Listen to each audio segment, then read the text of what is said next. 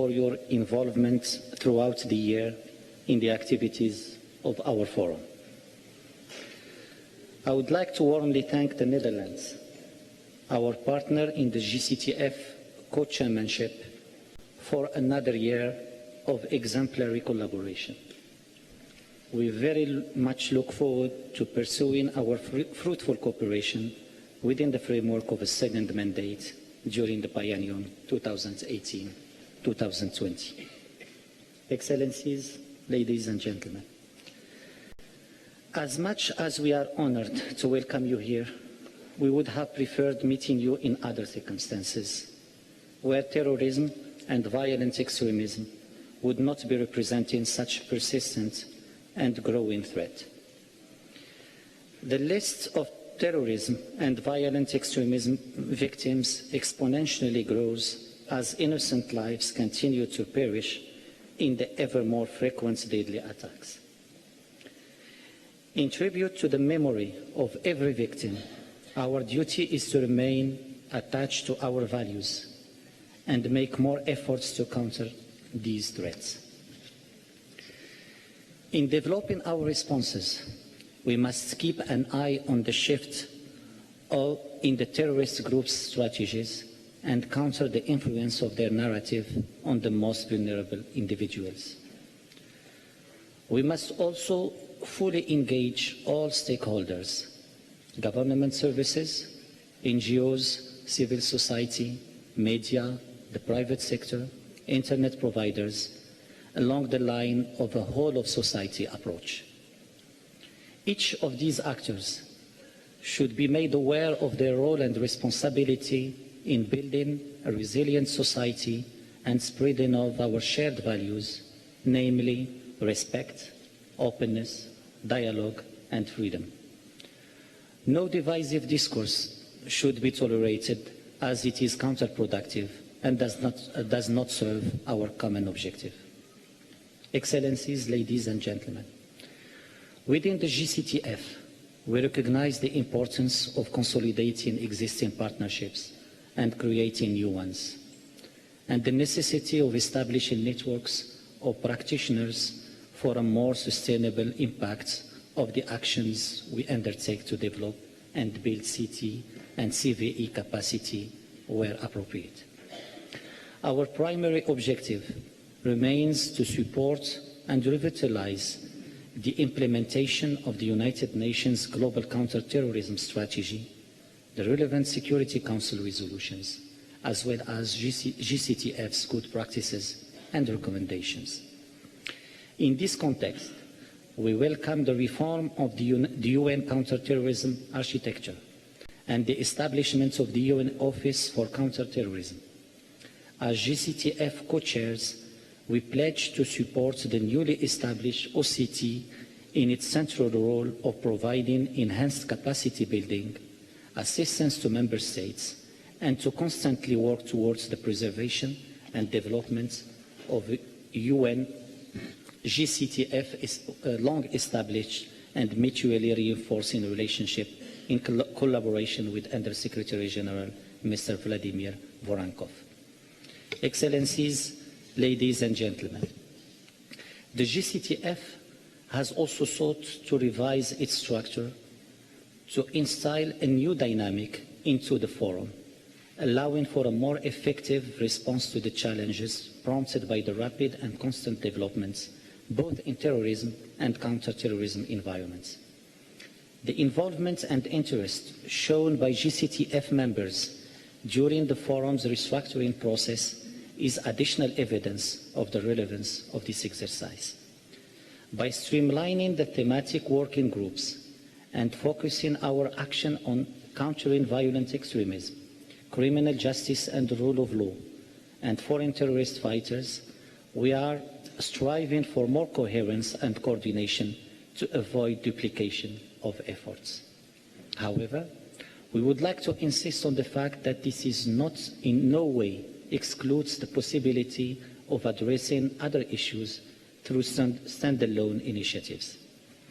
Initiatives launched during the previous years demonstrated their relevance and the anticipatory vision of GCTF members with regard to important questions such as foreign terrorist fighters, terrorist use of internet, kidnapping for ransom, life cycle of radicalization to violence, border security, supporting victims of terrorism, and soft targets. This meeting is an opportunity to commend the members who initiated these work streams for their efforts and for contributing to keeping our forum at the vanguard of the international CT efforts, while preserving its vitality and flexibility. We encourage all GCTF members to engage in new initiatives. In addition, and in line with the inclusive approach advocated by GCTF, we have decided to expand the geographical scope of its 2 regional working groups, which will now work to strengthen and develop capacity in East and West African region. Indeed, we cannot and should not turn a blind eye on the alarming trends in Africa and allow for the promising development efforts of African countries to be challenged by the spread of terrorism. The GCTF should fully contribute to reinforcing the capacities in the African continent. Excellencies, ladies and gentlemen, through its working groups, initiatives, and inspired institutions, as well as its fruitful partnership with various international, regional, and sub-regional organizations, the GCTF has succeeded in positioning itself as an international productive and efficient platform for cooperation. It is our duty to consolidate the forum's position of a catalyzing agent for anticipatory efforts in CT and CVE. Morocco and the Netherlands will be honored to pursue these efforts as GCTF co-chairs during the next biennium. We are humbled by the support received after the announcement of the extension of our mandate. This trust mark reinforces our determination to work harder for the promotion of the GCTF's role and mission and for the development of our work through, first, further encouraging international, regional, sub-regional and national implementation of the forum's framework documents. Second, maintaining the focus on emerging trends and dynamics related to terrorism and extremism. Third, adapting the forum's orientation to the realities on the ground. And fourth, strengthening and deepening partnerships with international, regional and sub-regional actors. If the initiatives and working groups are the working engines of the GCTF, our role as co-chairs is to provide support and coordination to facilitate smooth functioning of our structure. We are and we remain committed to serve all the members' contributions and efforts to achieve the objectives that we set for the GCTF 6 years ago. Our priority will continue to be the promotion of civil cooperation and assurance that global counter-terrorism measures are complementary and result-oriented, as well as respectful of our guiding principles, namely respect of international human rights and the rule of law. Our ambition will be to open up to new opportunities to preserve the GCTF's responsiveness and its ability to inform and guide states in the development of effective policies, guidelines, programs, and approaches to terrorism, extremism, and the many challenges inherent to them. Honorable Ministers, Excellencies, ladies and gentlemen, this year we have sought to renew our engagement to our founding principles by suggesting the adoption of a ministerial statement following our meeting. This document highlights the key elements that we wish to direct our focus on, namely sustained cooperation at all levels with various partners and the implementation of relevant framework documents, good practices and recommendations. I would like to thank you all once again for supporting our work and to assure you all of our resolve to reinforce the efficiency of the GCTF, preserve its flexibility and proactivity, and strengthen its role as a catalyst of CT and CVE capacity building activities were adequate. I thank you. I give now the floor to my friend and co-chair, Minister Koenders. Sir, you have the floor. Thank you very much, Minister Bourita.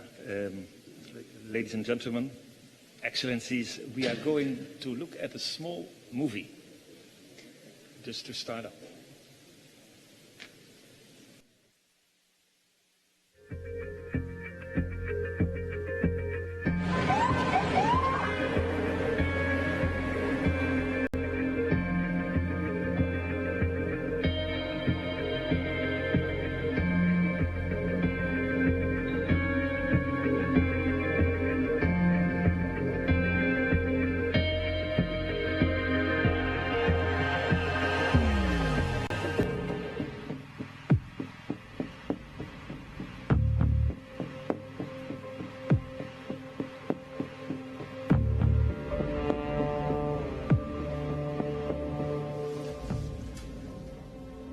I believe you are aware of why you are here. Where are my daughters? They're safe and well with the Child Protection Services. So, explain to me what it was that made you decide to come back. It was completely different from what we imagined. Life is hard there. I was just so tired when we finally made it to the embassy. I don't have my passport. We escaped, we fled the war. We barely survived. Okay, are there other family members? No, it's just us. I mean, she has a rather vague story. We need to determine that they are who they say they are.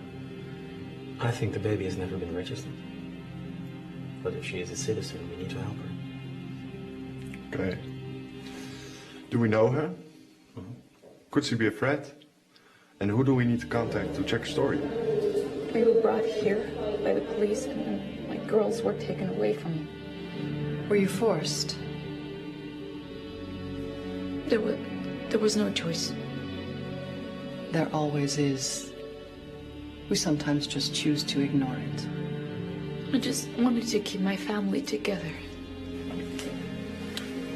Why didn't you tell the embassy about Abby, your son? I didn't know where he was. I was afraid that they wouldn't want to help me. This is your new passport, cash, and your local contact. You'll get further instructions once you've reached your destination. Try to catch a ride from cars and trucks. Avoid airports and trains. It's hard to fully check her story. I don't believe her. She said smugglers, but that requires lots of money, and I doubt she had any. So, the end of the week, the weapons will be delivered. What do you need me to do? I need you to check out the location and help me with some logistics. Okay. Police! Show me your hands! Show me your hands! Were you a part of the terrorist group over there? No. Again, no. Is that so? We have multiple messages and pictures you've sent to your friends. Well, doesn't everybody? Does everybody also participate in fighting? We have documents and Facebook videos of you shooting assault rifles. I didn't do anything. We have information that suggests that you were sent here with a specific task. This is ridiculous. You have been seen on multiple security cameras around the boulevard taking pictures. So, how should we interpret that? You lived for 2 years in an area where every 15-year-old gets terrorist training. What are our options? Well, seems to me we have plenty of evidence against the boy. He is still a minor. Yes, but that doesn't change the facts, does it? No. But it may change the way a judge looks at it. He may need special care.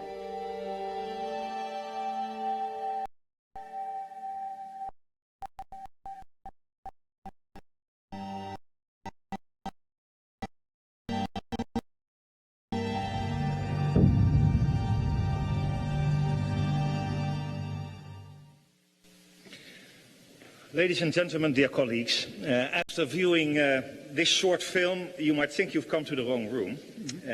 It has all the suspense of a trailer for the latest Netflix series, doesn't it? Did it really happen like that, you might wonder?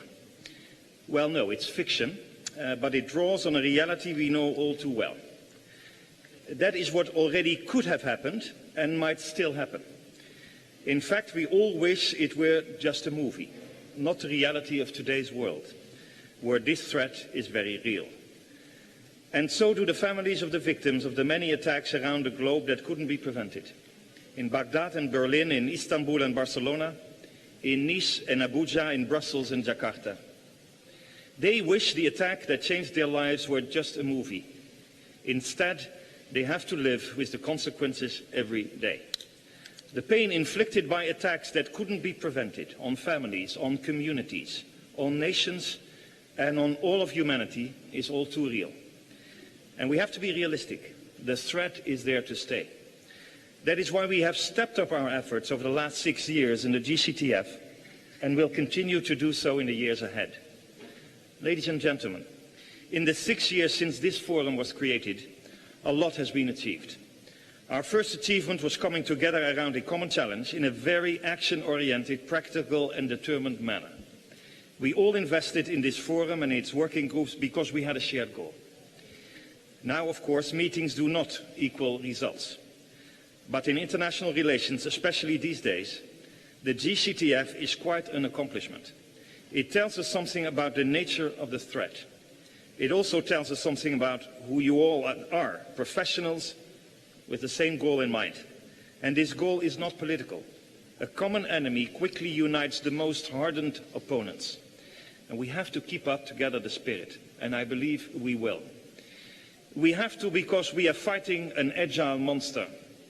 Over the past 6 years, the threat has evolved. We've had to evolve with it, and more difficult, stay ahead of the curve. The terrorist threat mutates constantly, like a virus. Just look at foreign terrorist fighters and how they have changed over the years. First, it was mainly young people leaving home to fight for the caliphate, or Al-Shabaab, or terrorist groups in Southeast Asia. Then came the threat posed by returnees who spread fear and an ideology of violence.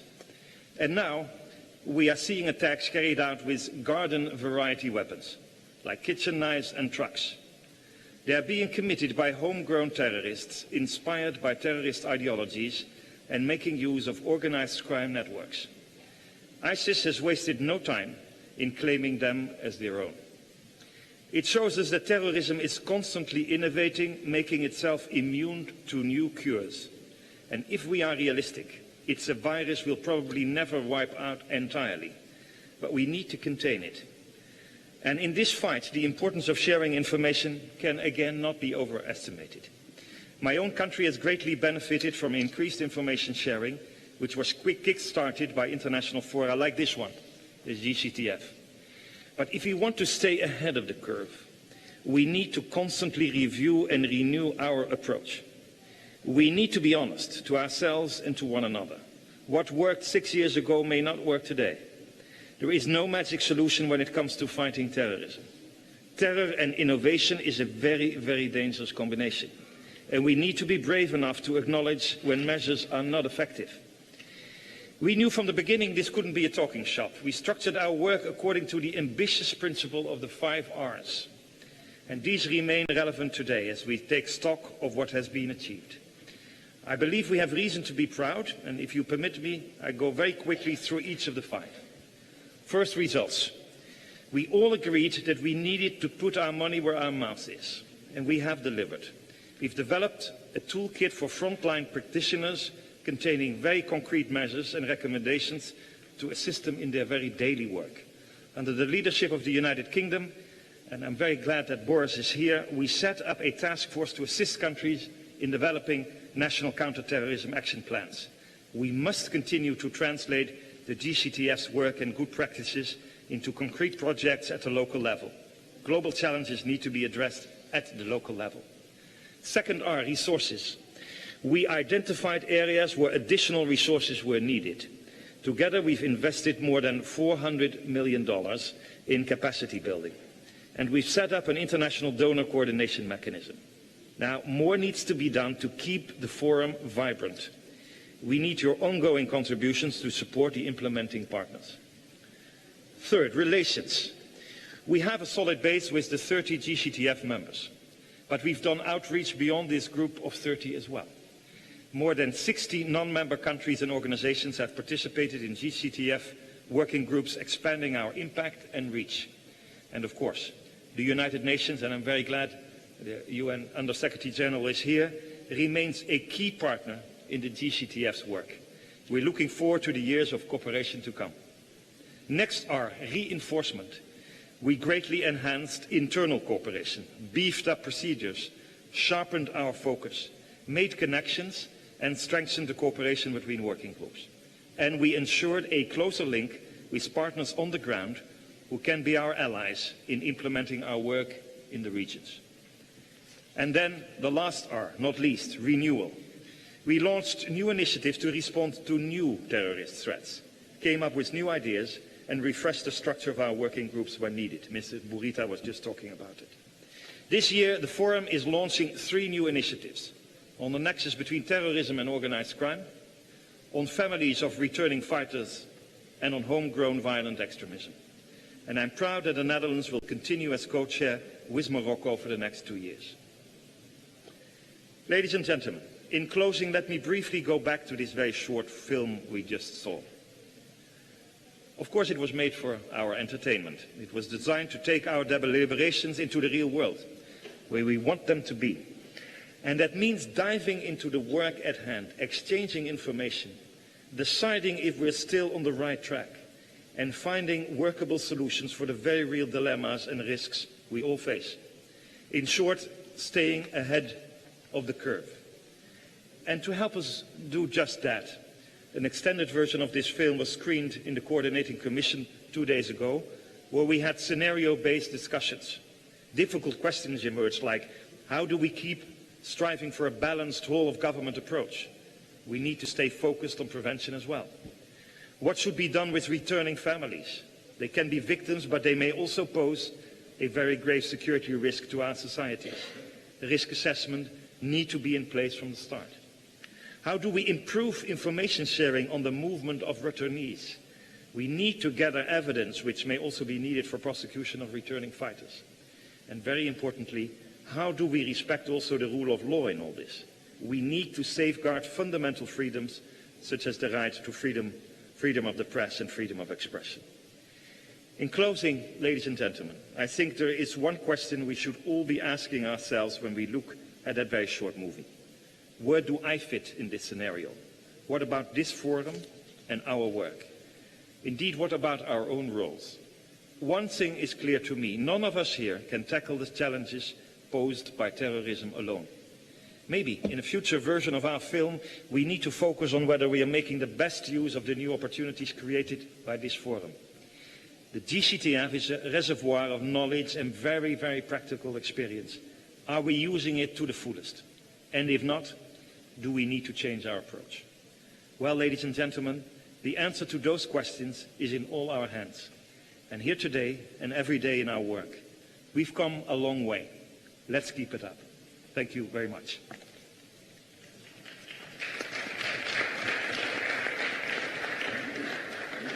I have now the honor to give the floor to the Foreign Secretary of the United Kingdom, Mr. Boris Johnson.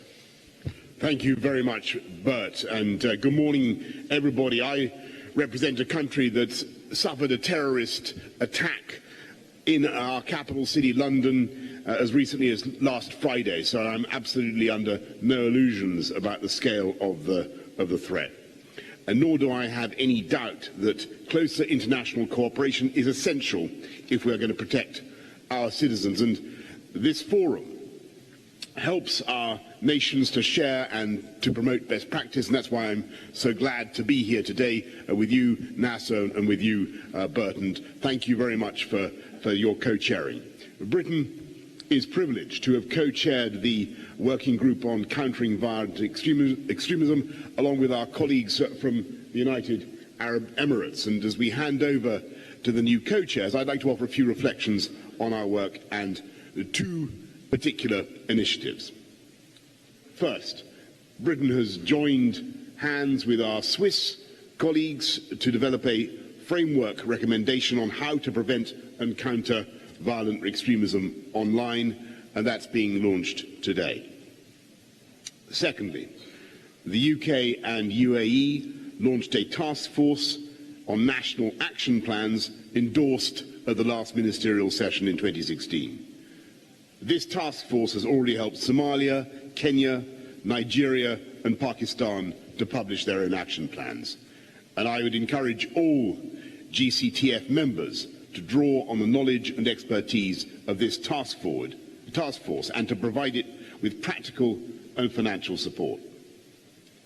Britain is delighted to hand over the chairmanship of the working group on countering violent extremism to Australia and Indonesia.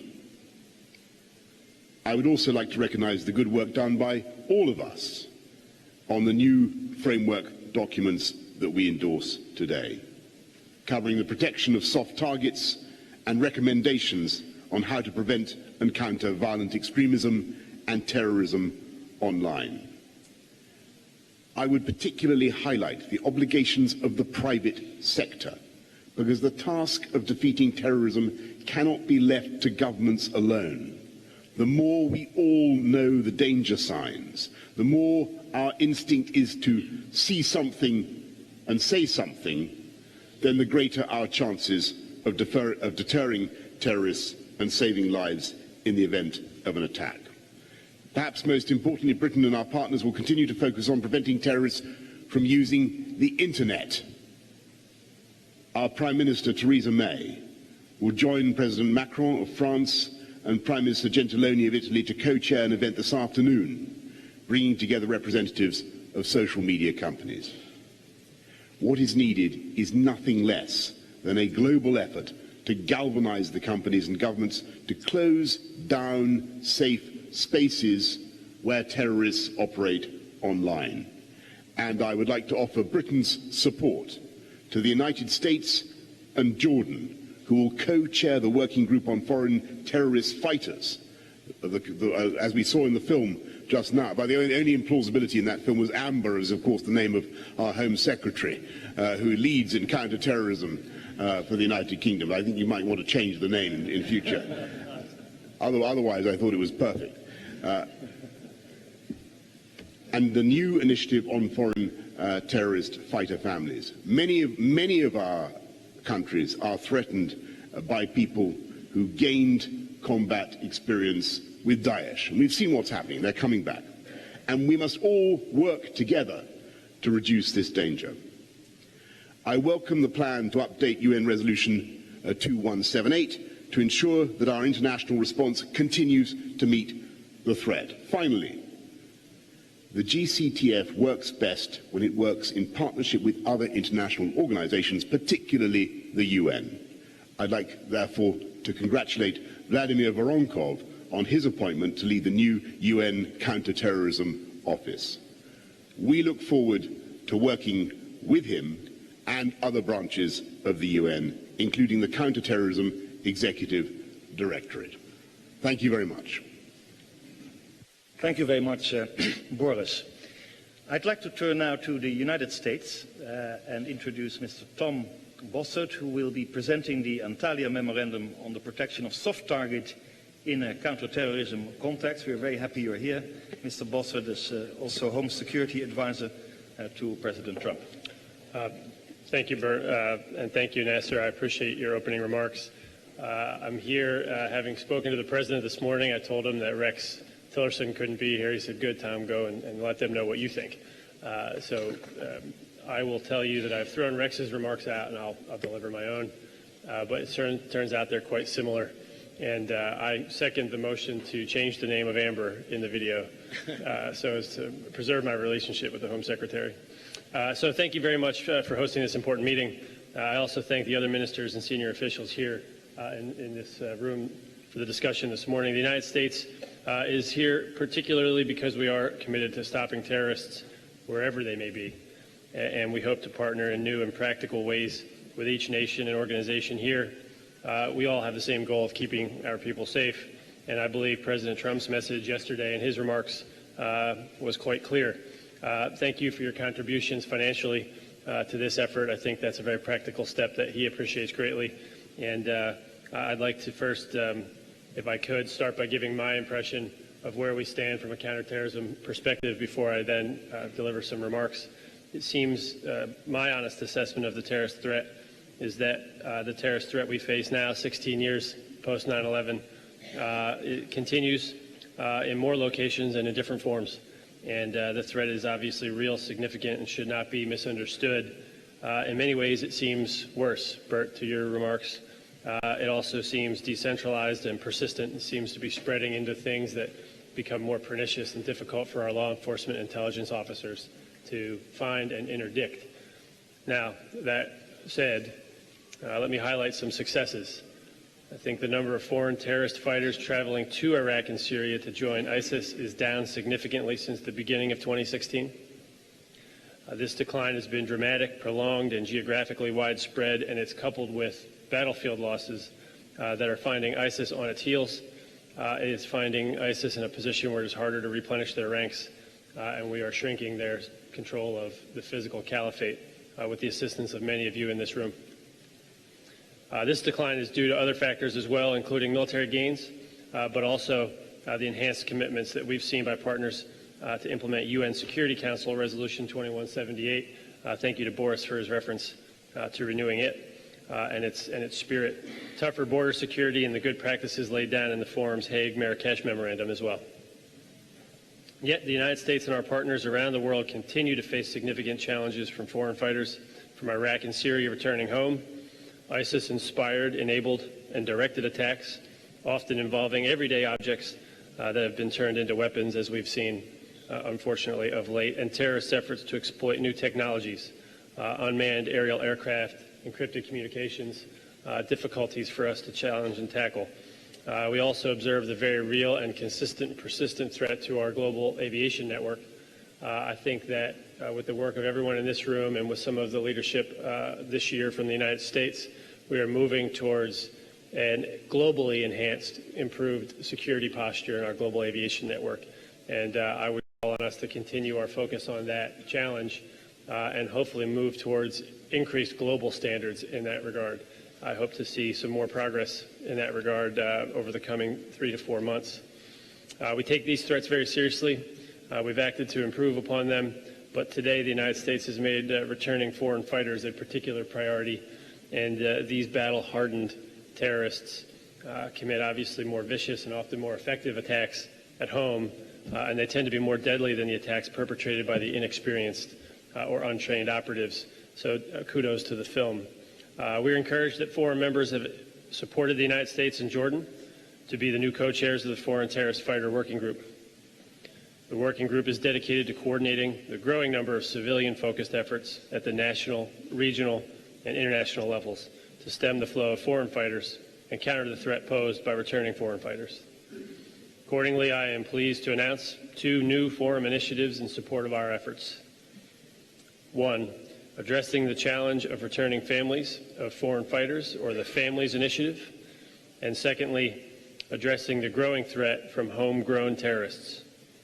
This homegrown terrorist initiative will allow us to work together in ways to tackle this particularly difficult domestic challenge as it confronts each of us at home and collectively represents an international threat. The Families Initiative, co-led by the United States and the Netherlands, will aim to raise awareness, identify needs, and leverage expertise to address challenges associated with returning family members of foreign fighters.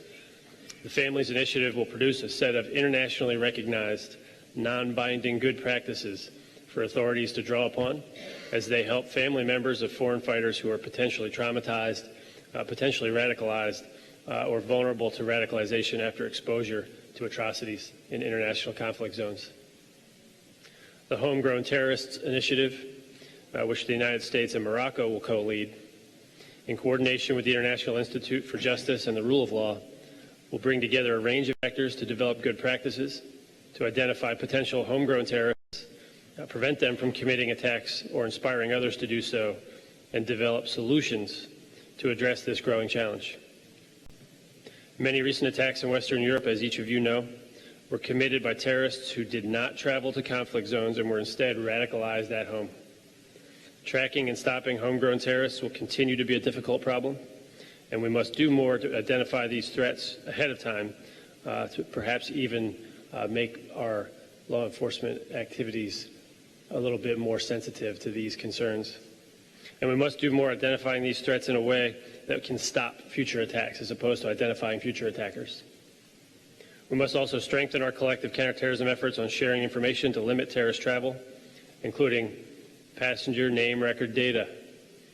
That PNR agreement process is important. Sharing that information remains important. Any change in that posture would not be welcome. You've heard of our Homeland Security Presidential Directive 6. I was around at its creation. I'm back in government now. I very much hope to continue our PNR cooperation. We recognize that al-Qaeda and ISIS operatives, including returning foreign fighters and homegrown terrorists, will continue to plot against soft targets such as supporting venues, theaters, and hotels. That is why we worked with Turkey over the past year on the protection of soft targets in a counterterrorism context initiative, which led the development of the Antalya Memorandum that will be endorsed at today's meeting. Thank you to Turkey. The Antalya Memorandum represents the most current thinking on the challenge of protecting soft targets, such as the malls and restaurants, stadiums where we gather to shop, dine, conduct business. The good practices put forth in the memorandum reflect the collective expertise of over 150 public and private practitioners from across law enforcement, intelligence, emergency management, industry, and related fields. These practices can be applied globally and should be applied, and are intended to guide government and industry alike in developing and refining our policies and practices and approaches to soft target protection. These practices will also provide a basis for ongoing international engagement, assistance, and training to enhance the security and resilience of potential soft targets. In conclusion, of course, all this work depends on states making use of it. That's where the UN and other multilateral bodies come in. UN agencies are important partners in building member state capacity in line with the UN Global Counterterrorism Strategy and this forum's good practices, which support that strategy. The United States has long advocated for improving counterterrorism coordination within the UN, so our efforts avoid duplication and are effective in their gathering and targeting and implementation. We look forward to working together to advance our shared goal of defeating the global terrorist threat that confronts each of us. I'd like to end by thanking not only each of you, but adding a personal thank you to Minister Kunders for your leadership. I appreciate it. It is now my honor to turn the floor over to the Foreign Minister of Turkey for his remarks. So thank you very much. Thank you. Thank you. Ladies and gentlemen, dear colleagues, since this forum was established, we have mobilized our resources to address the threat of terrorism and violent extremism in a holistic manner. We complied more than 20 GCTF good practices. Last year, these practices were brought under an umbrella, namely GCTF Life Cycle Toolkit. These GCTF tools aim to help design better national, regional, and collective. Dear Minister Kunders,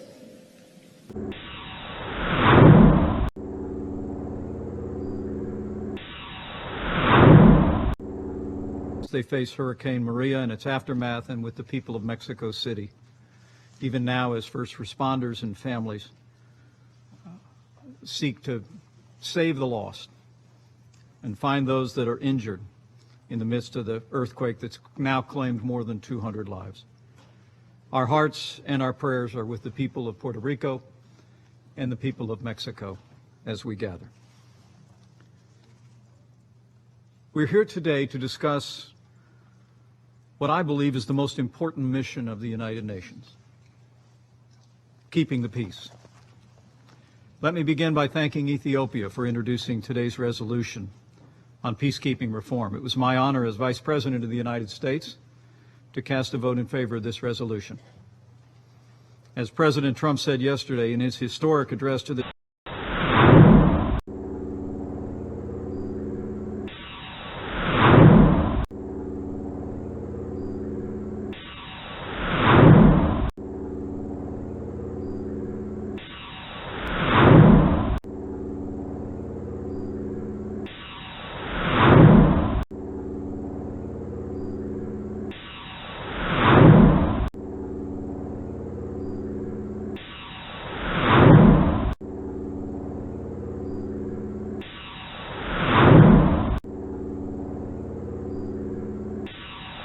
words, should always put your country first. We will always put America first.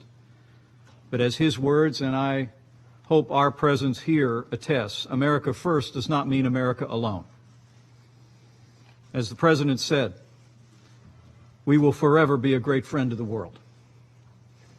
And it's because of that commitment that he sent me here today to this Security Council to reiterate our call for fundamental reforms of UN peacekeeping and our determination to see this institution do even more to keep the peace across the wider world.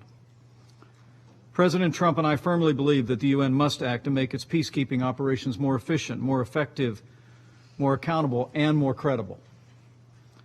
Ambassador Haley has previously laid out the United States principles for peacekeeping reform, and we're all familiar with them.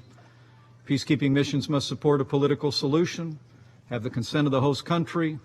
Its mandates must be realistic and achievable. Every mission must have an exit strategy, and the United Nations peacekeeping missions must adjust to progress and failure. In short, when a mission succeeds, we should not prolong it. When a mission underperforms, we should restructure it. And when a mission consistently fails to fulfill the mandates of this Council, we should end it. We urge the United Nations to analyze all peacekeeping operations in light of these principles so that these missions most effectively advance peace across the wider world. After all, keeping the peace is at the heart of the United Nations mission. The very first words of the UN's charter are to maintain international peace. And just yesterday, President Trump challenged this great body to rededicate itself to this noble goal. And I do so today on behalf of our nation before this Security Council. History records that the United Nations was forged in the fading embers of the Second World War, the most destructive conflict in the history of the world. The United States of America, with our allies, emerged victorious, but in that victory, we vowed to come together to prevent dictators and demagogues from ever threatening the peace that we had won through our shared sacrifice. As President Harry Truman told us then, it was not sufficient to, in his words, merely check madmen who would plan world domination, but rather to bring together, again, and I quote, a mighty combination of nations founded upon justice and peace. And so we founded this great body, the United Nations. That was the rallying cry of the United Nations in the 20th century. And so it must be again in the 21st century. But keeping the peace requires more than peacekeeping. It requires action in the unwavering resolve of every country gathered here today. For as President Trump observed yesterday, we are once again confronted, in his words, by those who threaten us with chaos, with turmoil and terror, who seek to undermine the sovereignty, prosperity, and security, all of which the President called the pillars of peace. In Eastern Europe, Russia continues to compromise the sovereignty of its neighbors as it seeks to redraw international borders by force. Radical Islamic terrorism continues to beset nations with barbarous attacks in Barcelona, Paris, London. In the Middle East, the world's leading state sponsor of terrorism continues to flout the spirit of the Iran deal, destabilizing the region and brazenly threatening the security of sovereign nations. And as the world has seen in just the past few days, a depraved regime in North Korea is relentlessly pursuing nuclear weapons and ballistic missiles, and now, as the President said, threatens the entire world with unthinkable loss of human life. Now, the United States is grateful to see this Security Council unanimously adopt 2 resolutions imposing tough new sanctions on the North Korean regime. But to be clear, the United States of America will continue to bring the full range of American power to bear on the regime in Pyongyang. We will continue to marshal economic and diplomatic pressure, ours and from countries across the world, to demand that North Korea abandon its nuclear and ballistic missile programs. As the President said yesterday, the United States has great strength and patience, but all options are on the table. And if we are forced to defend ourselves and our allies, we will do so with military power that is effective and overwhelming. We call on the United Nations and this Security Council to do more to keep the peace, much more, to confront the threat posed by North Korea. Finally, to keep the peace most effectively, this body must have the credibility to pursue peace by advancing the cause of human rights. It's no coincidence that some of the most dangerous regimes in the world are also some of the worst abusers of human rights. In Iran, North Korea, and other despotic regimes, we see a truth of history borne out once again. Those who subvert the freedom of their people at home undermine sovereignty and security abroad. The United Nations is bound by its charter to foster international cooperation in promoting and encouraging respect for human rights and for fundamental freedoms for all. That was the purpose under which the UN Human Rights Council was formed. But the truth is, the Human Rights Council doesn't deserve its name. As we look at the membership of the Council today, we see nations that betray these timeless principles upon which this institution was founded. Today, the United Nations Human Rights Council actually attracts and welcomes many of the worst human rights violators in the world. A clear majority of the Human Rights Council's members fail to meet even the most basic human rights standards. Cuba sits on the Human Rights Council, an oppressive regime that has repressed its people and jailed political opponents for more than half a century. Venezuela sits on the Human Rights Council, a dictatorship that undermines democracy at every turn, imprisons political opponents, and as we speak, is advancing policies that worsen deprivation and poverty that's costing the lives of innocent men, women, and children. This body must reform the Human Rights Council's membership and its operation. As to its operation, I think of what President John F. Kennedy warned more than 50 years ago, that the United Nations must not become, in his words, a forum for invective. Unfortunately, today, the Human Rights Council has become exactly that, and particularly, the Human Rights Council has become a forum for anti-Semitism and invective against Israel.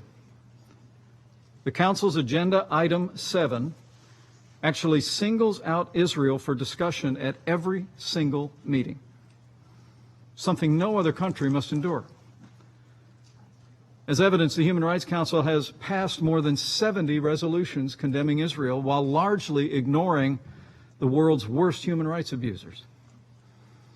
It is, as President Trump said yesterday, a massive source of embarrassment. And we call on the Security Council and this entire body to immediately embrace reforms of the membership and practices of the Human Rights Council and end the Human Rights Council's blatant bias against our cherished ally, Israel. Under President Trump, the United States of America is firmly committed to the cause of human rights because we are committed to keeping the peace. Keeping the peace requires more than peacekeeping. It requires action, reform. And lastly, it also requires a willingness to call out senseless attacks on innocent people around the world. At this very moment in Southeast Asia, we see heartbreak and assaults on human rights and innocent civilians that's ultimately endangering the sovereignty and security of the entire region. In recent weeks, the people of my country and the wider world have witnessed a great tragedy unfolding in Burma with the Rohingya people.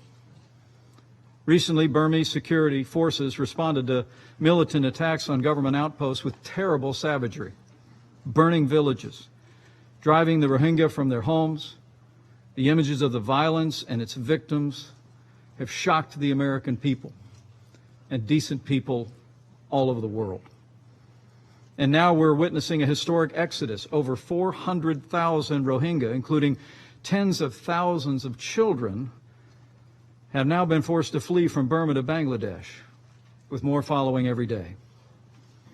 Yesterday, Secretary of State Tillerson discussed Rohingya refugees with Aung San Suu Kyi, and urge the Burmese government and military to facilitate humanitarian aid and confront the allegations of human rights abuses. And while we welcome Suu Kyi's comments that returning refugees have nothing to fear, the United States renews our call on Burma's security forces to end their violence immediately and support diplomatic efforts for a long-term solution.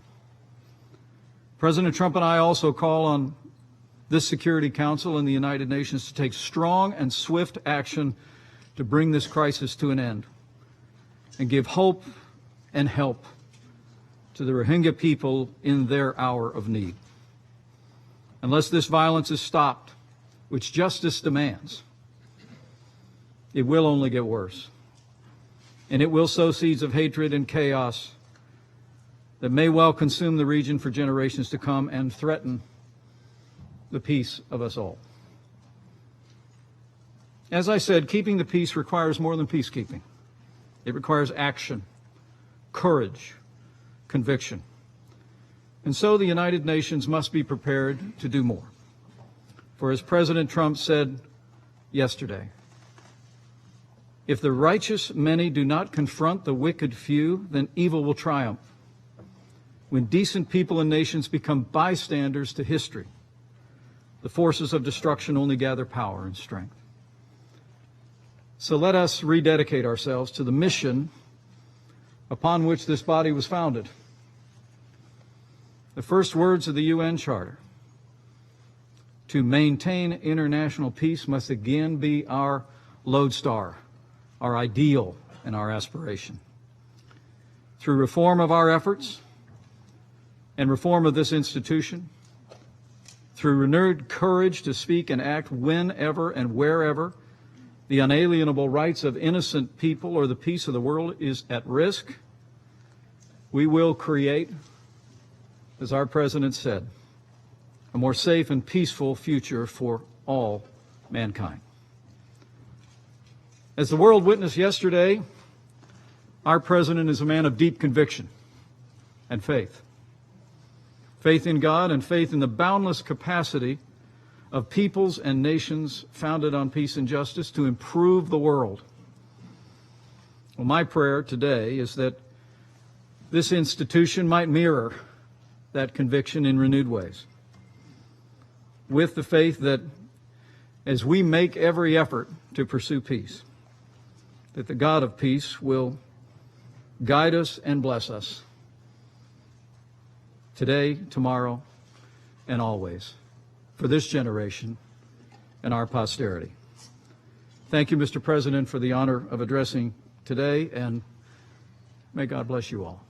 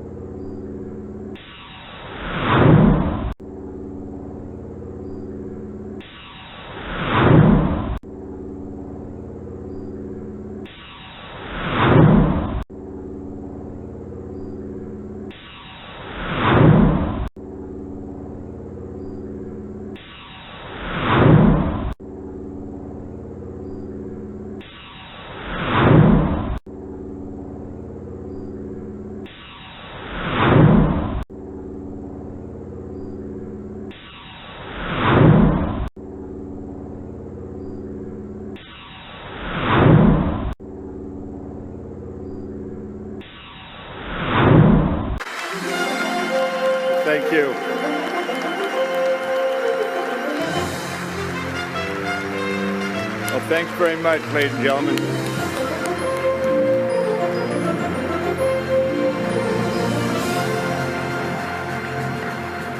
Well, thank you. Thanks very much, Secretary Peters, old friend.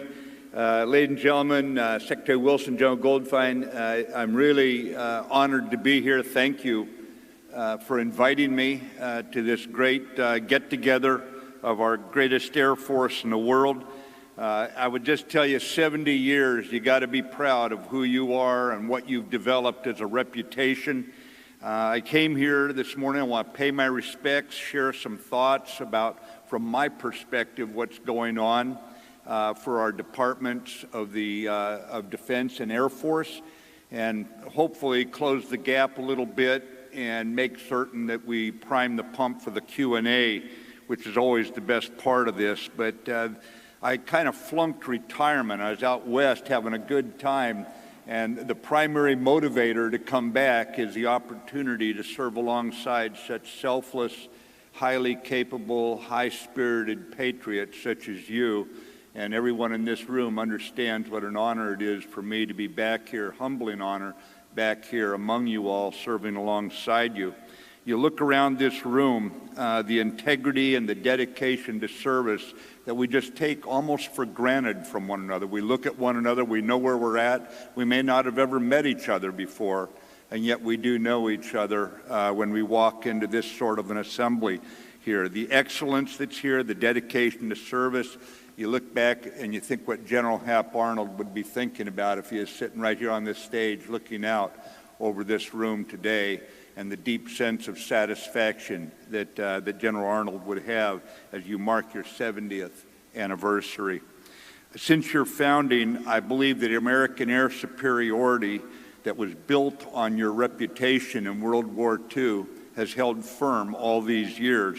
And you're the ones who, in your formative years, you flew against Ploesti, you patrolled MiG Alley in Korea, you flew over Vietnam. We can go on. You refused to abandon Berlin.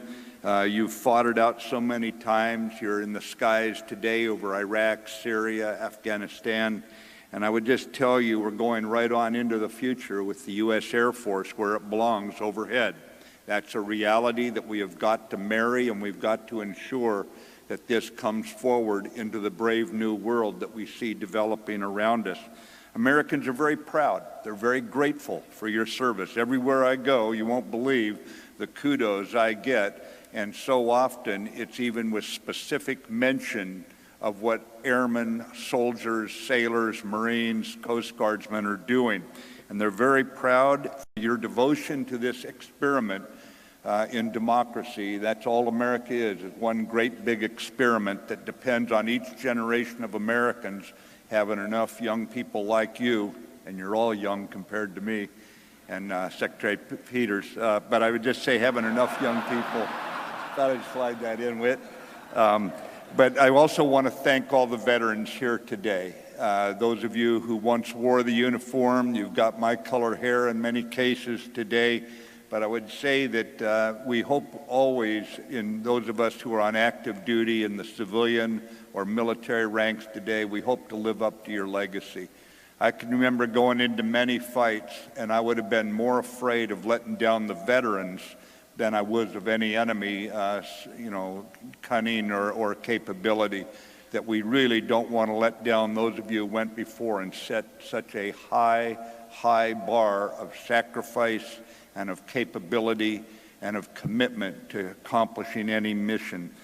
And let me talk for a few minutes this morning about what I expect of the Air Force. There'll be no surprises, so we know one another. I do expect that you can fight well and you will win. It's that simple.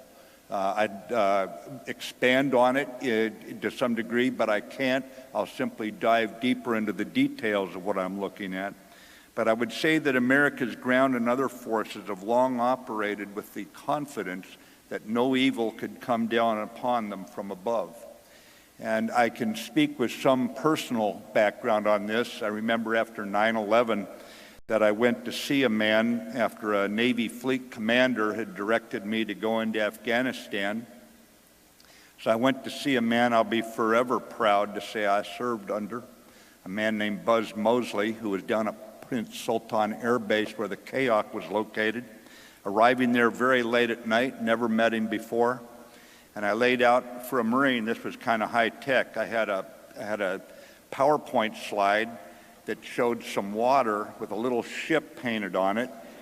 And then it showed a crossed arrow going into Afghanistan, and it had a little statue mount, had a big X in Afghanistan.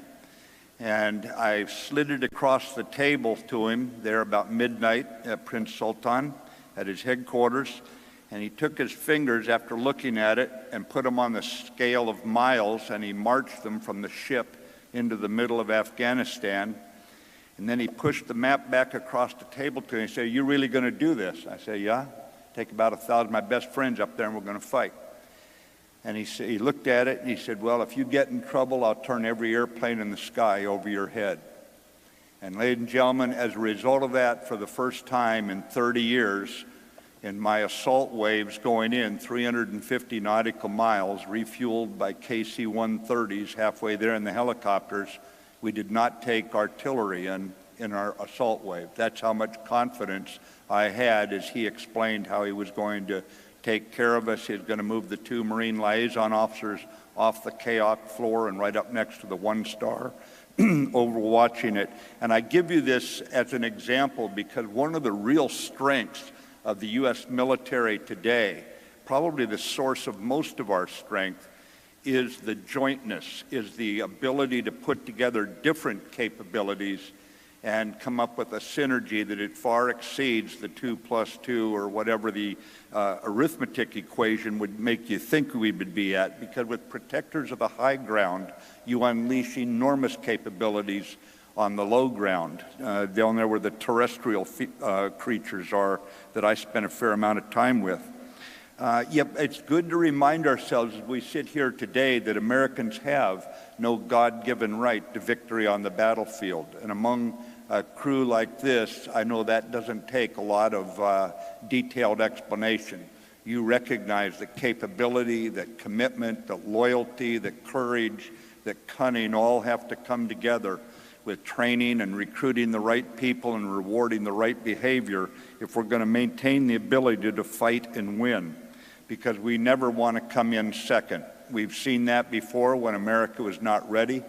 We saw it in North Africa at the beginning of World War II. We saw it in Korea at the beginning of that war, and we do not ever want to be caught in that position. We need the Air Force to make clear to our adversaries, make very clear to our adversaries, it is much better for them to deal with Secretary Tillerson in the State Department. They don't want to deal in combat with the U.S. Department of Defense.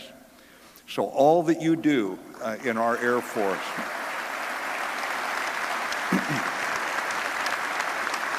thank you, and all that you do in our Air Force is a reminder that America has got 2 fundamental sources of power. One of those is the power of inspiration, and the other is the power of intimidation. And you represent, rightly, the power of intimidation, even though you are often the best ambassadors, the most reassuring ambassadors to allies and friends who are trying to keep the peace.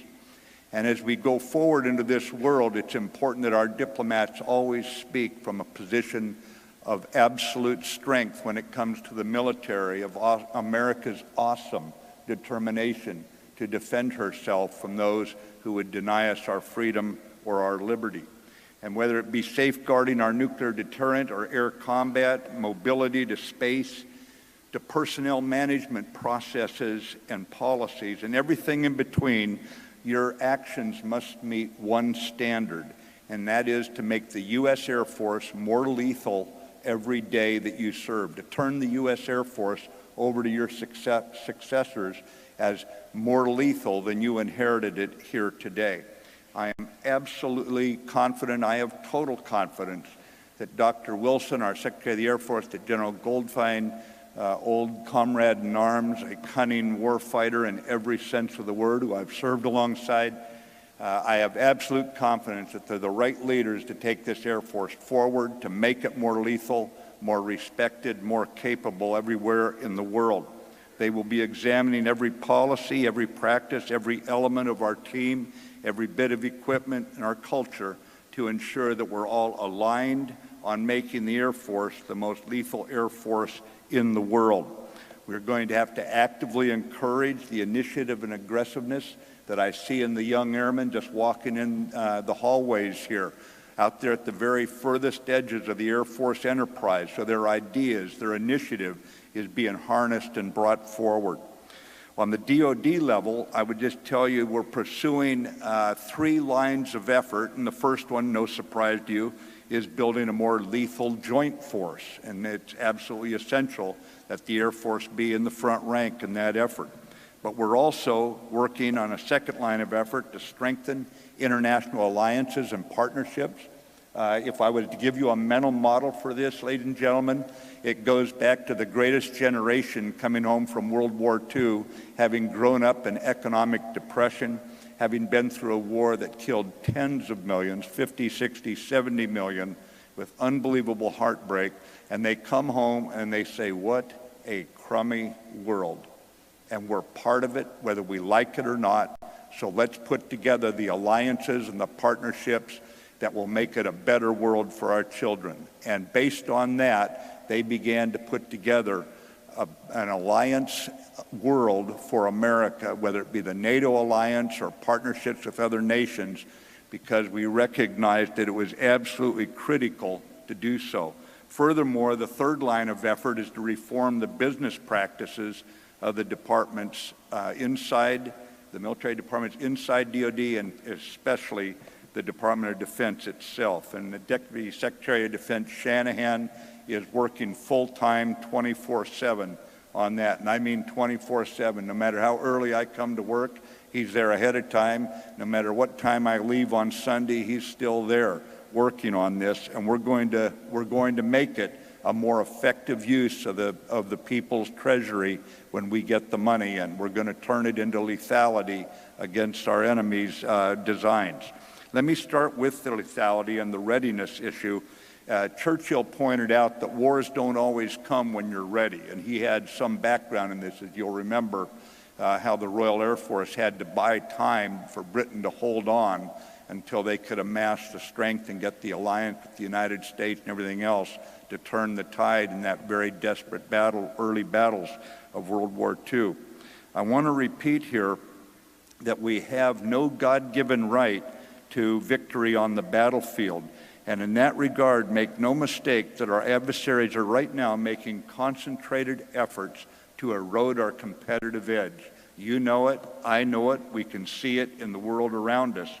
And I would say, too, that by contesting our supremacy in every domain, we can see it working against us in aggregate. And I want to get into more about this, because some nations that are challenging our dominance in the air are doing so through a proliferation of advanced integrated air defense networks plus fifth-generation aircraft. And I think, too, if you look at outer space, which was long considered a sanctuary of sorts, it's now contested. And then you add another domain, the cyberspace domain, at the same time.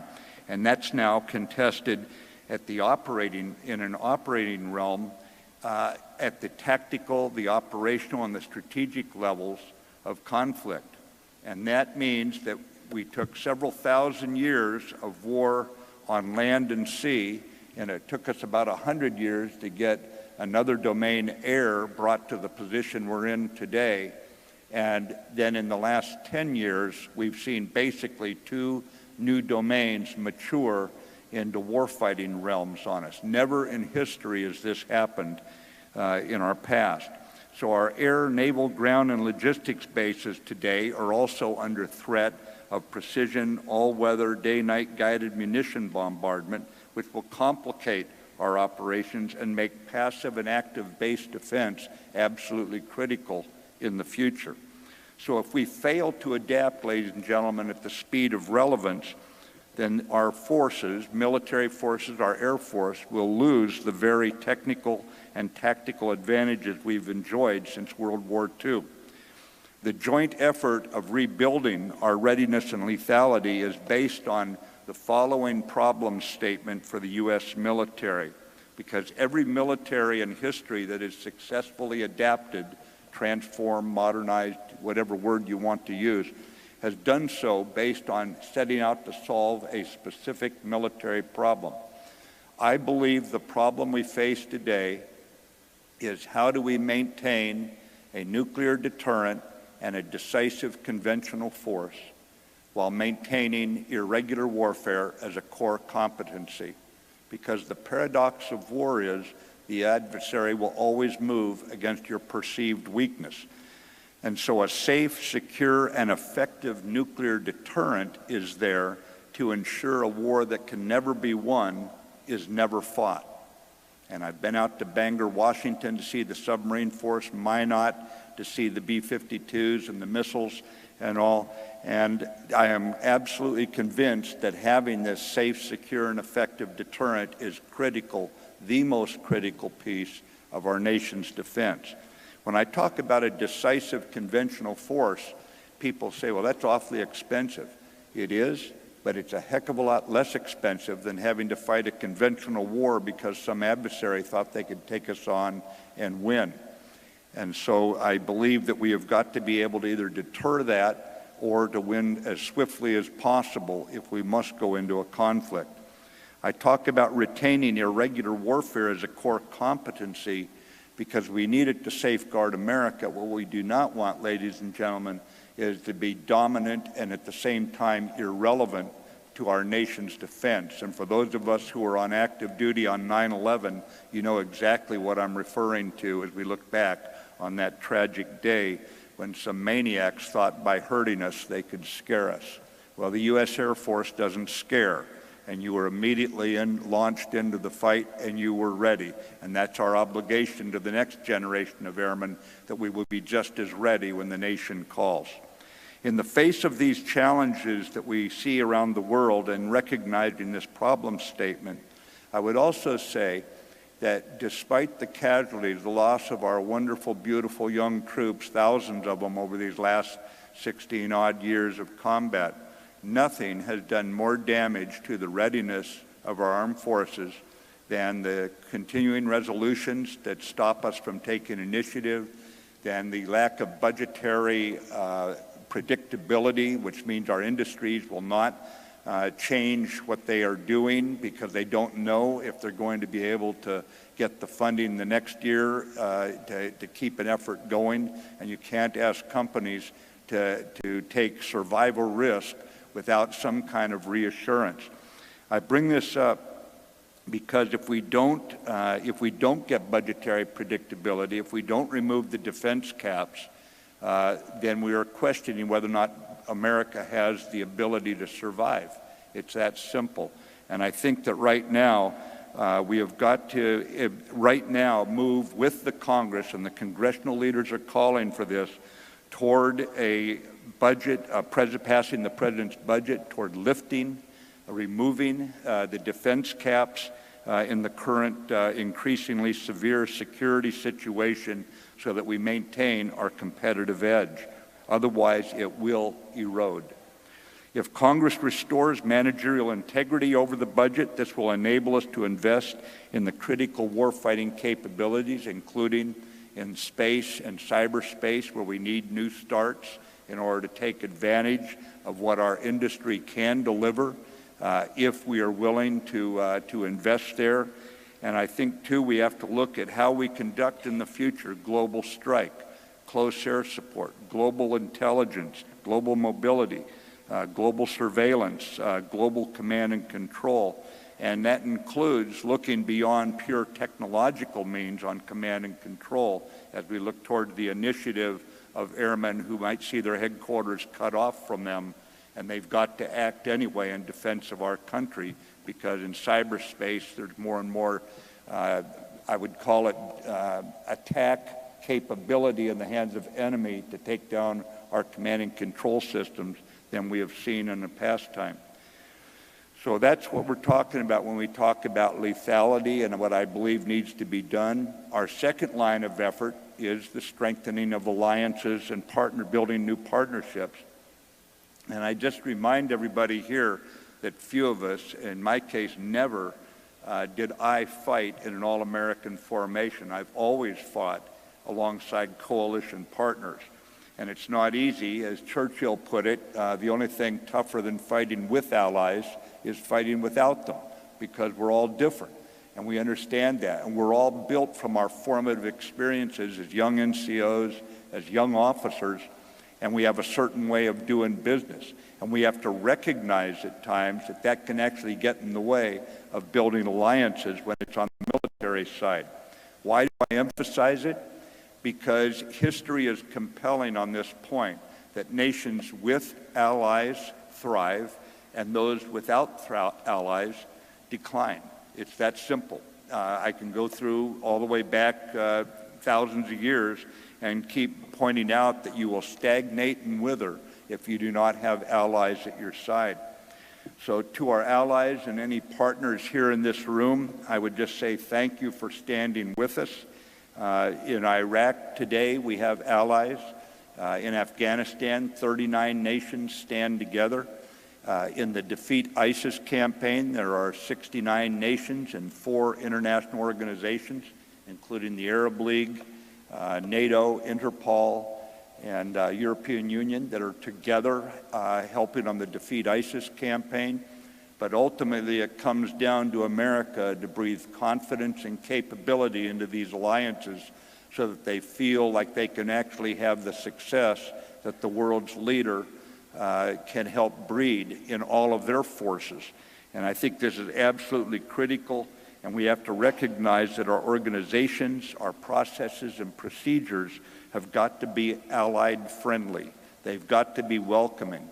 And the point I would make to the American officers in the room is that we must be willing to do more than to listen to our allies. We must be willing to be persuaded by them, and there's a whale of a difference between listening to somebody else's different idea and then going right on about the way you were going to do it, and being willing to be persuaded. And remember, not all the good ideas come from the nation with the most aircraft carriers. The third line of effort goes to the heart of our competitive edge, and that is reforming the department and its business processes and gaining full value from every taxpayer dollar spent on defense. And we must do this, ladies and gentlemen. We have got to be very, very careful about where we spend and what we do with the money, and make certain that what we're doing is making the department more lethal. That's what our country, men and women, expect of us. And we do not want to lose the confidence of the Congress, the confidence of the American people, that in fact we are gaining full value. And that's the only way we're going to win and sustain the trust of the American people.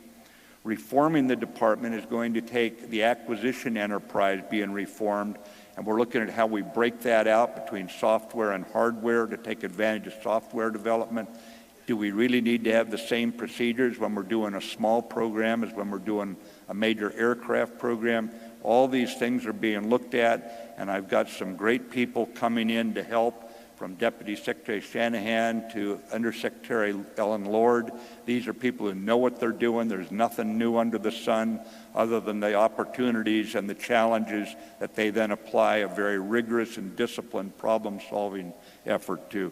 So we'll be moving very, very aggressively on this. It's going to require delegating decision authority in many cases to the outer edges of the enterprises, and to unleash the great ideas we find among our bright and committed airmen. It's also important to integrate this across the joint force, because the real strength we've exhibited over 16 years of war is jointness. It's integrating the capabilities together. And I was just talking to the Chief of Staff of the Air Force, and we're standing here in front of the room talking about new ways to do the JSTARS mission. I'm eager to hear these efforts to help one another, the other services. No service doing anything that reveals the other service being in a weaker position. We're out to make each other stronger to gain that synergy.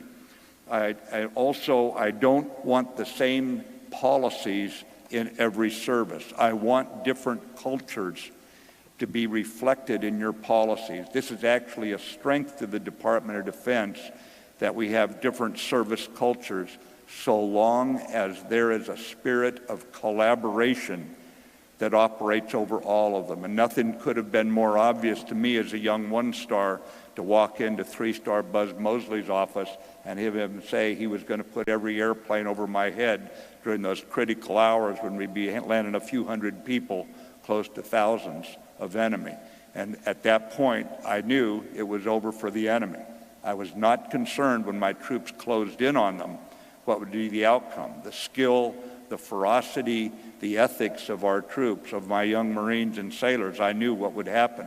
My concern was the broader issue, and General Mosley took that issue right off the table, that we would not be in a position of operational checkmate thanks to the airmen in the skies overhead. That was jointness at the leading edge of a battlefield, and it continued on as C-17s coming out of Germany were landing on dirt airstrips in the middle of nowhere, and off were rolling light armored vehicles that were going to complicate the enemy's day. There was absolutely nothing they could do. I did not care how many miles they could run. I didn't care what weapons they had. They were going to lose. It was that simple, and it was all because we could come together as a joint team, and the enemy was going to face cascading problems as they tried to confront us. Before we go to the best part of this, which is going to be the Q&A, I just want to talk about the human element, and that's, of course, focused right on leadership, and it's fundamentally about people. The ability to build trust in every chain of command and the ability to create harmony across the joint force is really what we're looking for in our leaders. It may be a vicious harmony as we close in on the enemy, but we have got to build harmony across the force, and that includes with our allies and our Department of State allies as well over there across the river from the Pentagon. We need people who are willing to speak truth to power, to bring reality to bear, and that can appear tough at times because once in a while we don't hire wilting violets in the U.S. military. We definitely reward initiative and aggressiveness, but we've got to be open to those mavericks, to those people who think differently, because we don't want to be surprised on the battlefield because we ignored the mavericks inside our own ranks. There is a great American writer, Flannery O'Connor, and he wrote, "Truth does not change according to our ability to stomach it emotionally." A very interesting point. So you've got to remain open to those uncomfortable truths, as some people call them, as we craft an Air Force fit for its future time and future battles. I began my remarks by mentioning how American air power has remained dominant for 70 years now, and the world watches and asks, can we keep it? I think there's no room for complacency. I will tell you that I have seen no complacency in the Air Force on this, and I think some of you know me well enough to know that if I'd seen it, I would tell you right here this morning. I have not seen complacency. I've seen aggressive embracing of the new threats, of looking for solutions, because you must hold the line. You have got to hold the line and allow this country to come back together, to allow this country to regain its fundamental friendliness toward one another. And to every airman and civilian serving today, I ask that you protect the high ground, you be ready to fight and to win. You're the airmen who went through everything to get to Ploesti. You're the airmen who've got a great legacy. You may be the youngest service, but you have a very proud legacy already that the veterans who went before you lived up to. And remember this, there is nothing we will ask of you that the airmen who went before you did not overcome. So keep confidence in yourselves, keep confidence in your leadership, and let's go to Q&A and see what's on your mind here. Thank you very much, ladies and gentlemen.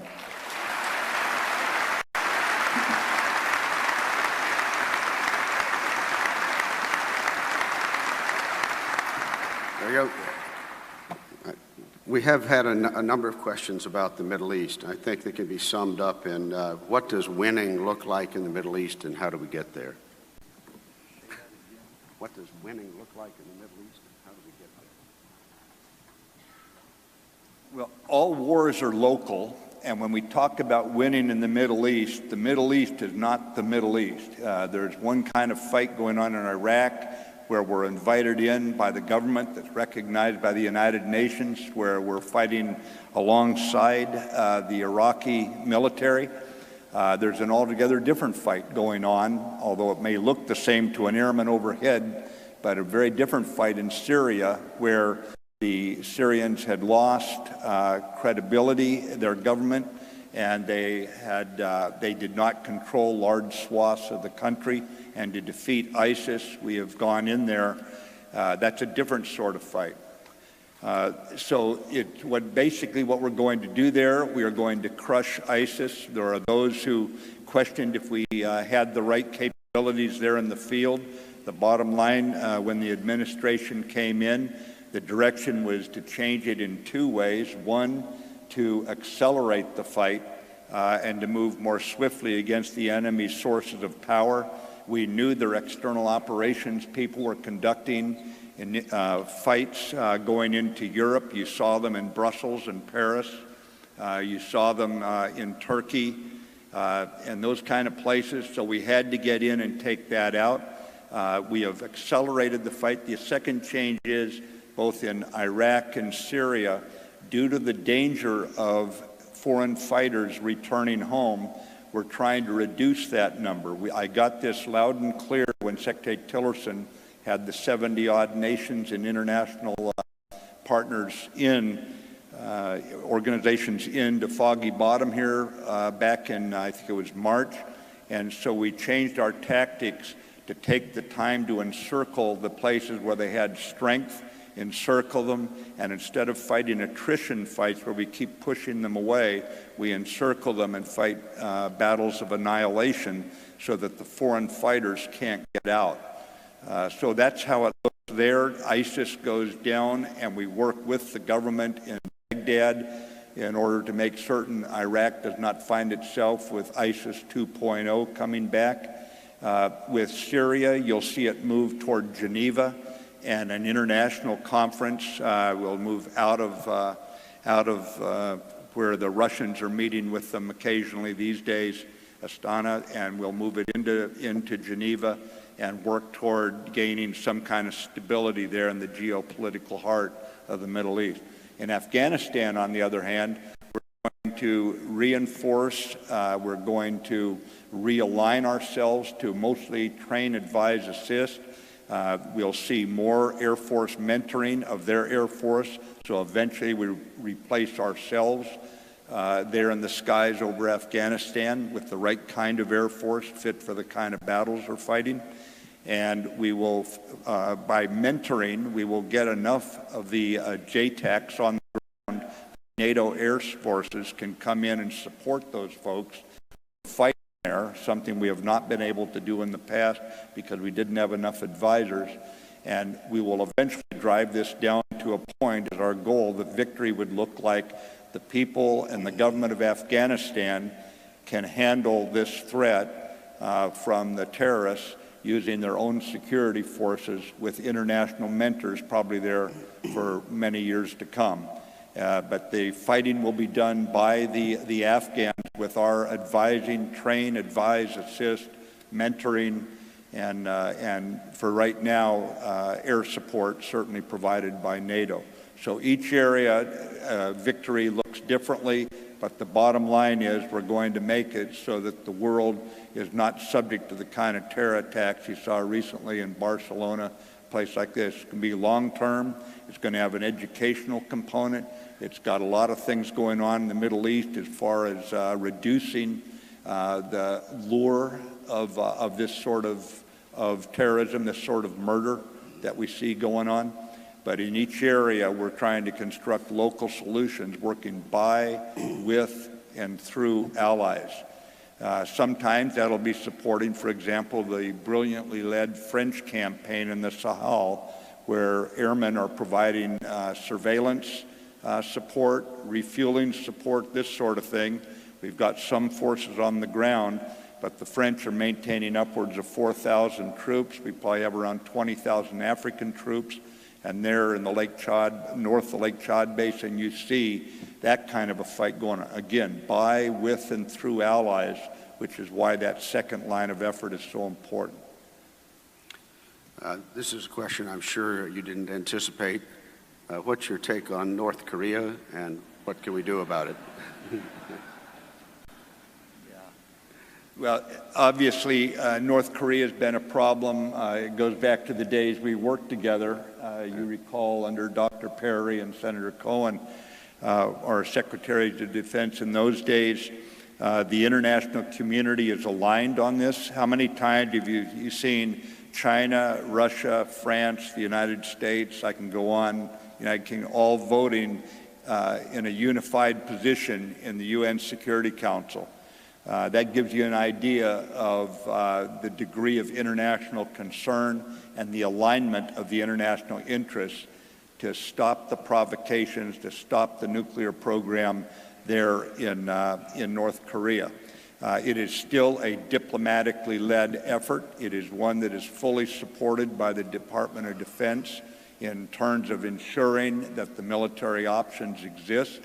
And for right now, you see it as a primary effort up at the United Nations General Assembly meetings that are going on this week in New York. We continue to press on the diplomatic level, and that includes economic sanctions, of course. But at this time, we must also recognize the somber reality that military options must be available in order to protect our allies and ourselves. Perhaps a somewhat easier question. What's your take on the current state of jointness? And if it's not good, what do we need to do to improve jointness?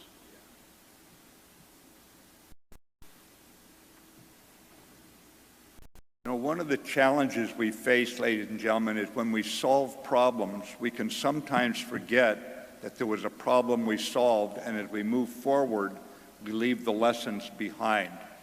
I think the most important thing on jointness is that we make certain that young officers, probably in their mid-careers, have sufficient time in joint staffs that they learn how they bring their capability. And I want no misunderstanding. I want young NCOs and young officers sharpening their core competency in each of their services. But by mid-grades, NCOs and officers, they need to have exposure and involvement in a joint way to ensure that we put together on any battlefield swiftly what is needed in that specific war in order to win. My concern would be if we forgot the lessons that we have taken so long to learn.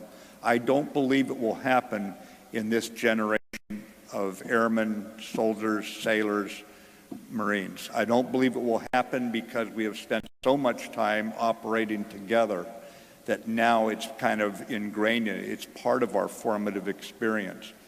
But if coming out of these wars we do not maintain joint integrated exercises, then we could lose that very lesson. Right now, that's not happening. It's very clear as I talk to soldiers how much they know they depend on air support. It's very clear when you talk to sailors, they know what they need to do to support the troops on the ground. I can go on. So I think right now we're in pretty good shape on jointness, but we do not want to lose the lessons learned the hard way, and militaries have lost those lessons many times in history, and the result has usually been a pretty traumatic event at the opening of the next fight. We also have to learn now where can we adapt to the new realities and make certain that we're carrying jointness into those realities. We're not thinking that this is all about one service.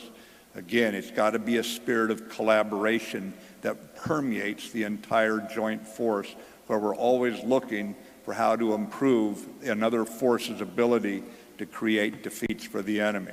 As a young infantry second lieutenant looking at a map and considering a problem many years ago in the last millennium, that's how long ago it was, I'll never forget, in those days we had F4s, an F4 pilot in my infantry battalion, because they're assigned at that level, tapping me on the shoulder and say, "Watch this, Lieutenant, you're not going to have that problem when you get there." So it's good to have your mind opened by people who bring their capabilities to bear and aggressively look for opportunities to solve each other's problem. And that's what I'm counting on the U.S. Air Force for. I think, this conference has a lot of industry folks here as well. I think there's become a general feeling that the kind of collaboration which we're trying to get in the joint world doesn't also extend to industry, that industry needs a more collaborative environment, that they don't feel they get enough sense of where you want them to go, and yet they are willing to invest money to try to help you go there. So I think the question is, do you have any thoughts about how you could engage industry better than it currently is being engaged? Yeah, it was interesting when I came into the job. I met with a bunch of folks in industry. First of all, I became aware that some people thought, well, you can't really do that. And I said, why not? They're Americans, aren't they? Last time I checked, they were on our side. And so, yeah, I mean, and sure enough, you can find the smart lawyers, and there are some, believe it or not, and they came in and said, of course you can meet with them, you just can't meet with one and show favorites, which I understand. In our job, we can't do that. But what struck me when I met with the industry leaders was how they had very good relations with certain elements of the Department of Defense, and others had no relationship. And when I dove more deeply into it, I found the very thing that I'd run into initially, which was some of the services had gotten to the point of paralysis because they felt they could not speak to members of industry, representative of industry, because somehow it was illegal. I mean, there are right ways to do this where you never violate our ethical rules. There's a reason why our industries are trusted. But at the same time, we must maintain the trust of the American people that we're not doing some subtle modifications to the fair practices of our acquisition efforts.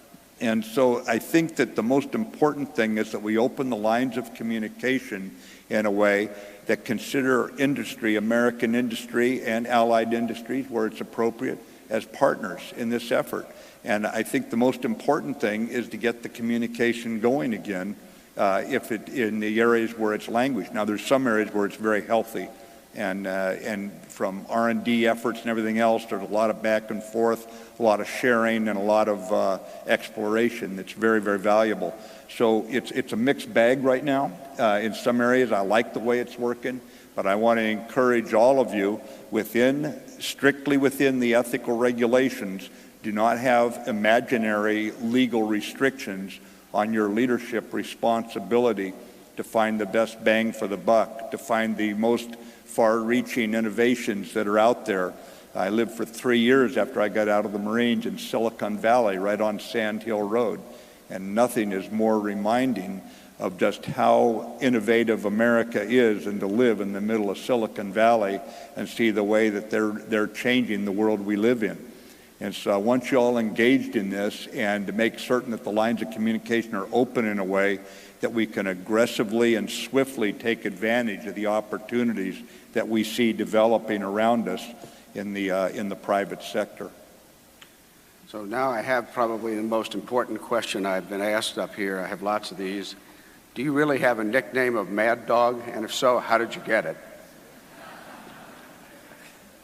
Trust Secretary Peters to ask that one, Ladies and gentlemen, it was never my call sign.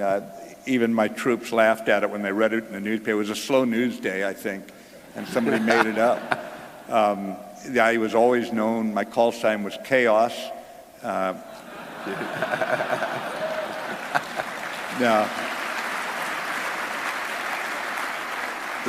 but I must confess how I got that name, because some people thought, well, it's probably because, the great Chinese classical warfare strategist Sun Tzu was, you copied him or something like that. I'd love to tell you it was for a dignified reason like that.